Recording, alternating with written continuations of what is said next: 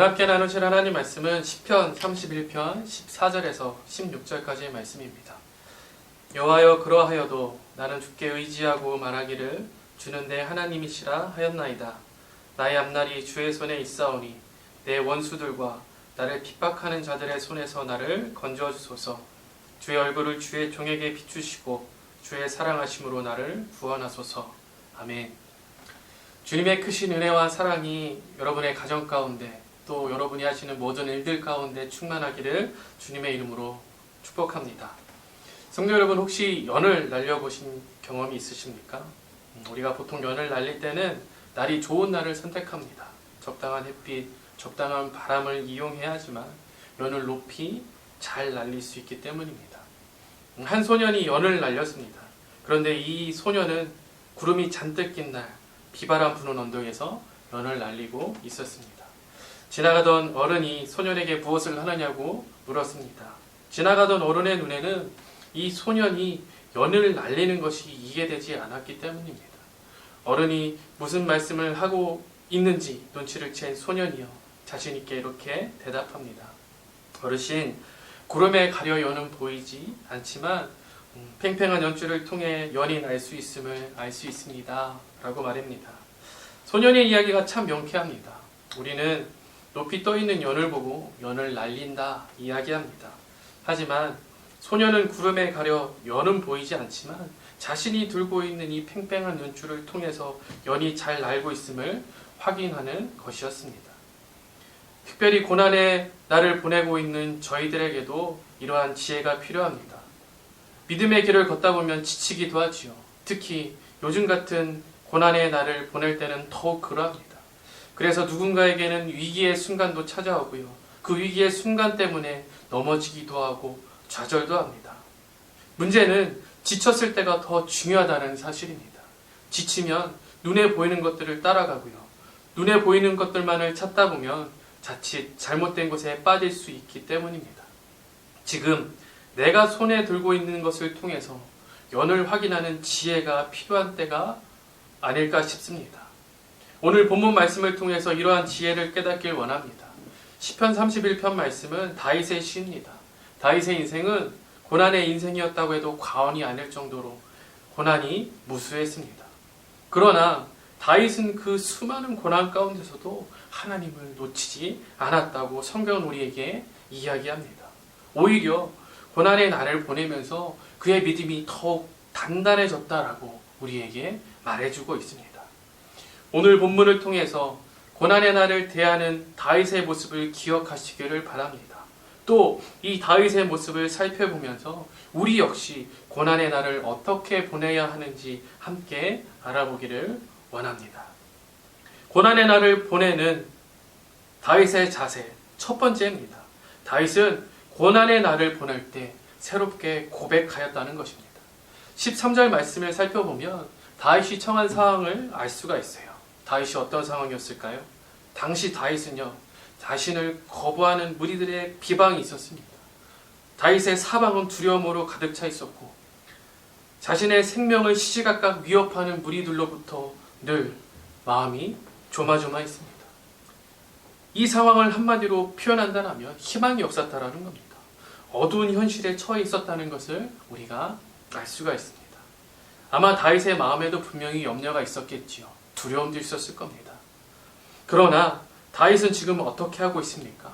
하나님을 향해서 새로운 고백을 하고 있다는 것입니다. 주는 내 하나님이시라 하였나이다. 이 고백은 예전에도 수없이 드린 고백이었지만 자신에게 닥친 커다란 시련 앞에서 자신의 온 마음을 다해 하나님께 다시 고백합니다. 사랑하는 성도 여러분, 고백은 내 마음속에 가지고 있는 생각이나 사실을 밖으로 내보내는 것을 이야기합니다.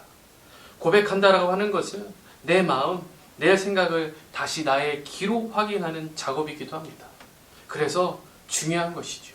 내가 무엇을 생각하고 있는지, 내가 무엇을 내 마음 가운데 품고 있는지를 다시 한번 확인하는 것입니다. 신앙생활에 있어서도 이 고백은 굉장히 중요합니다. 하나님을 향한 고백이 우리들의 신앙생활에 어떠한 영향을 미칠까요? 하나님을 향한 새로운 고백은 우리를 하나님의 사랑으로 돌아가게 만듭니다. 그래서 하나님께서도 이러한 우리의 고백을 기뻐하신다는 것입니다. 이 고백을 통해 우리의 마음이 새롭게 바뀌는 것을 알고 계시기 때문입니다. 하나님께서 그냥 기뻐하시기만 하실까요? 아닙니다. 우리의 마음에 새로운 은혜, 새로운 힘을 주십니다. 그래서 하나님을 향한 고백이 더욱더 단단해질 수 있도록 하나님께서 오히려 더 적극적으로 우리를 도와주신다는 사실입니다. 사랑하는 성도 여러분, 지금 여러분의 입술에는 어떠한 고백이 있으십니까? 오늘 이 다윗의 고백처럼 오늘 우리들에게도 하나님을 향한 새로운 고백이 있기를 주님의 이름으로 부탁드립니다. 다윗이 하나님을 향한 새로운 고백으로 자신의 고난의 날을 버텨냈던 것처럼 오늘 우리에게도 이러한 고백이 반드시 필요하다는 것이죠. 고난의 날을 보내고 있지만 주는 내 하나님이시라는 그 새로운 고백이 여러분의 삶 가운데 여러분의 있는 그 자리에서 힘이 되는 귀한 축복이 있기를 주님의 이름으로 축복합니다. 두 번째로 고난의 날을 보내는 다윗은요, 하나님을 새롭게 의지하였습니다. 다윗은 예전에도 하나님을 의지했습니다. 그러나 지금 다시 더욱 하나님을 의지하기로 새롭게 결단을 하고 있는 것이죠. 어제의 것을 끊고 오늘 다시 시작하는 것입니다. 어제는 어제고요, 오늘은 오늘이라는 말입니다. 어제는 지났으니까 오늘 다시 하나님을 의지하기로 마음 먹었습니다. 다윗이 이렇게 하나님을 의지하는 고백을 할 수 있었던 이유가 무엇일까요? 다윗은 자신의 인생의 길을 내시는 분, 길을 만드시는 분이 하나님임을 알았기 때문입니다. 또 이런 기억이 있습니다. 오래전에 한참 차가 막히는 시간에 약속 시간 때문에 택시를 탄 적이 있어요. 평소 다닐 때도 꽤 막히는 정체 구간이었는데 약속 시간에 늦을까봐 택시기사님께 부탁을 드렸습니다. 조금 빨리 가달라고. 택시를 탄 순간 아저씨는 자신의 운전 경력을 자랑하면서 1시간 걸리는 이 시간을 내가 30분 만에 도착해보겠다라고 약속해 주셨습니다. 사실 저는 마음속으로 그 아저씨의 이야기를 믿지 않았습니다. 내 택시가 출발하는 순간 제 눈앞에 놀라운 일이 벌어지기 시작합니다. 저는 처음 가보는 길입니다. 골목길, 샛길, 고속도로를 이렇게 저렇게 연결시켜서 가시는데 이런 길도 있었나? 라고 싶은 길들이 제 눈앞에 나타나기 시작한 거죠. 그리고 기사님이 약속하신 것처럼 정확히 30분 만에 목적지에 도착했다는 것입니다. 택시기사님과 저와의 차이는 무엇이 있었을까요? 길에 문제가 있었을까요? 아닙니다. 길에는 전혀 문제가 없습니다. 그러면 무엇이 문제일까요? 제가 그 길을 몰랐다는 것이 문제였습니다. 택시기사님은 아셨지만 저는 몰랐습니다. 아이들의 눈에는 보이지 않는 것들이 어른들의 눈에는 보이는 것들처럼 말입니다.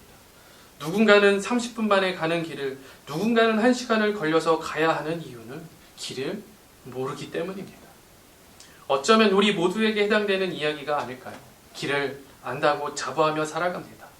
이 길이 최선의 길이라고 이야기하며 살아갑니다. 그런데 사실은 그보다 더 좋은 길이 있다는 것을 알지 못할 뿐이다라는 것이죠. 성도 여러분, 성경은 우리에게 하나님을 이렇게 소개합니다.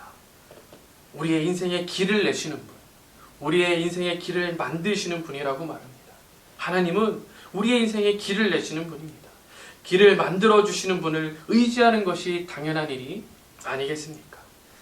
하나님이 만드신 길은요, 그냥 길이 아닙니다. 보통 길이 아니라는 이야기입니다. 하나님이 만드신 그 길은 나를 위한 길입니다. 하나님께서 나를 위해 준비하신 길이라는 이야기입니다. 그것이 최고의 길이고 그것이 최선의 길이다라고 성경은 우리 가운데 이야기하고 있는 것이지요. 고난의 날을 보내고 있는 우리들도요, 새롭게 하나님을 의지해야 합니다. 우리가 아무리 큰 고난을 만난다 할지라도 우리가 하나님을 간절히 의지하면 하나님께서는 더욱 우리와 함께 해주십니다. 결코 홀로 내버려 두시지 않으신다는 말입니다. 그러니 고난의 날 속에서도 길을 내시고 길을 만드시는 하나님을 날마다 새롭게 의지하는 여러분이 되시기를 주님의 이름으로 부탁드립니다. 내 힘으로 나의 길을 가는 것이 아니라 하나님께서 내어주신 그 길, 하나님께서 만들어주시는 그 길로 가는 것이 이 고난의 때를 수월하게 살아가는, 이 고난의 때에 살아가는 최고의 지혜임을 다시 한번 기억하시고 더 하나님을 의지하는 그런 저와 성도님들이 되시기를 바랍니다. 추운 겨울이 올 때요, 어떤 나무가 늘 푸른 나무인지 알 수 있다라고 합니다. 마찬가지로 우리의 믿음 또한 고난의 날을 통해 입증이 됩니다. 고난의 날을 보내고 있는 우리에게 필요한 것이 무엇일까요? 새로운 신앙의 방식일까요? 아닙니다. 성경은 우리에게 새로운 신앙의 방식을 이야기하지 않습니다. 우리가 고난의 날을 이기는 비결은 언제나 동일합니다.